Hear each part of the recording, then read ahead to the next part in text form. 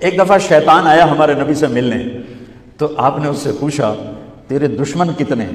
وہ مسلمان جو 24 گھنٹے باوضو رہتا ہے، 5 نمازیں ہیں، 30 روزے ہیں، زکوٰۃ اور حج مالداروں پر ہے۔ نماز ہماری بیس ہے، نماز کے بغیر معاشرے کی بنیاد نہیں بن سکتی۔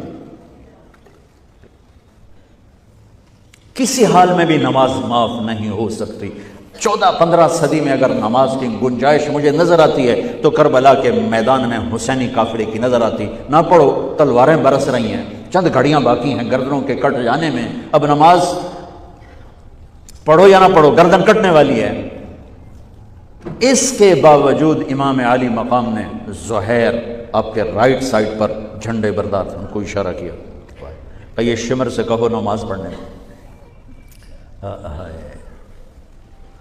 تو انہوں نے آگے بڑھ کے کہا نماز پڑھنے دو، تھوڑی دیر کے لیے رک جاؤ۔ وہ کہنے لگا ہماری تلوار نہیں رکے گی۔ انہوں نے آ کر کہا یہ جواب ہے۔ امام عالی مقام نے فرمایا پھر نماز بھی نہیں چھوٹے گی۔ جی میٹنگ تھی، نماز یاد نہیں رہی، میٹنگ بڑی لمبی ہو گئی، نماز چھوٹ گئی، سارے دروازے بند کر دیے۔ حالانکہ اللہ کی قسم اگر یہ قافلہ نماز نہ بھی پڑھتا تو ان کے لیے جنت کے دروازے کھل چکے تھے، کیونکہ جنگ سے پہلے آنکھ لگی، آنکھ کھلی تو مسکرائے۔ تو بہن نے پوچھا یہ کوئی ہنسنے کا وقت ہے؟ موت سر پہ کھڑی، کہنے لگے یہی تو ہنسنے کا وقت ہے۔ خواب میں اللہ کے نبی آئے ہیں، کہہ رہے ہیں بیٹا میں لینے کے لیے آ چکا ہوں۔ پھر نماز نہیں چھوڑی۔ تو پی آئی اے والا کہہ سکتا ہے کہ جو میں جال اڑا رہا تھا نماز چھوڑ گئی؟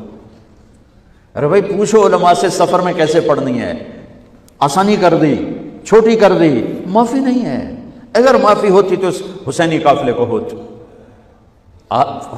آدھے نماز پڑھو آدھے جنگ کرو۔ اب تو 1440 ہجری ہو چکی ہے، 1440 سال میں سب سے خوبصورت نماز جو پڑھی گئی کربلا کے میدان میں پڑھی گئی۔ سب سے خوبصورت سجدہ جو کیا گیا کربلا کے میدان میں کیا گیا۔ اور زمین نے بھی کیا فخر کیا ہوگا، کربلا کی زمین نے، کہ آج کون ہیں جن کے ماتھے میرے اوپر ٹک کر یوں لگ رہے ہیں جیسے ٹیکا میرے ماتھے پہ آ گیا۔ جب سبحان رب الاعلیٰ کی صدا گونجی ہوگی تو زمین کی 7ویں تہ بھی ٹھنڈی ہو گئی ہوگی۔ تو میرے نبی کا نواسا ہمارے لیے دروازے بند کر کے جا رہا ہے۔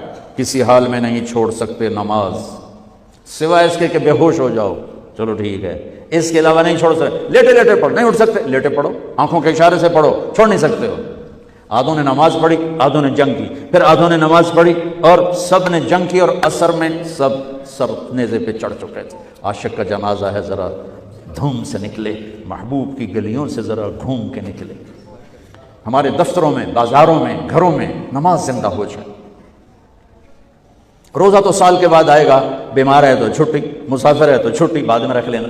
زکوٰۃ پیسے والے پر ہے، حج پیسے والے پر ہے، ایک نماز ایسا فریضہ ہے جس کے لیے میرے رب نے 700 دفعہ قرآن کو ہلا دیا ہے۔ نماز نماز، کبھی لفظ صلاۃ کے ساتھ، کبھی اور الفاظ کے ساتھ۔ 700 ایک آرڈر آ جائے ملک صاحب کا تو آپ ہل جاؤ گے، آرڈر آ گیا، آرڈر آ گیا۔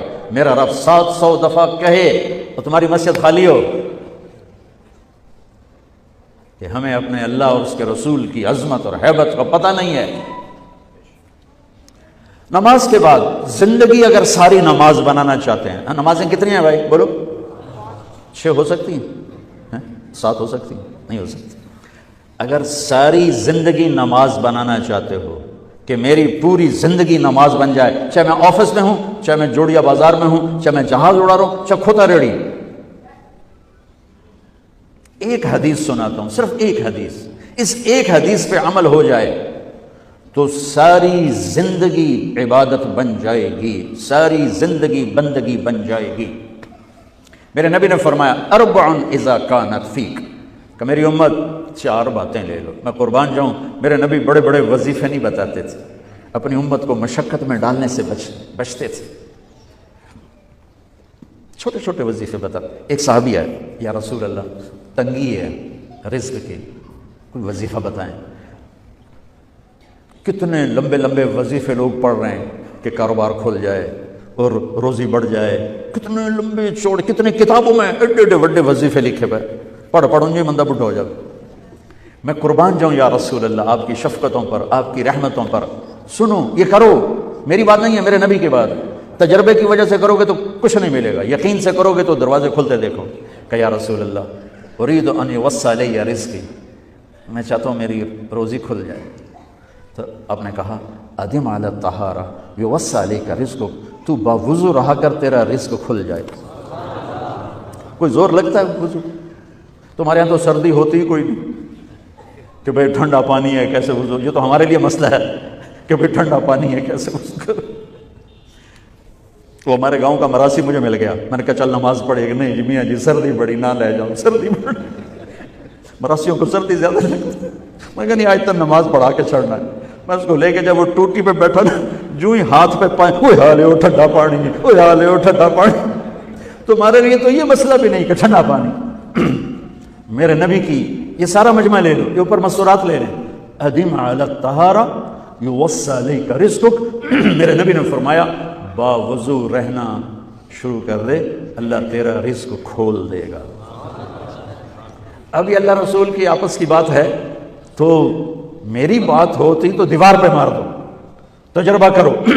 نبی کی بات کو تجربہ کر کے نہیں کرتے, یقین کے ساتھ کرتے ہیں.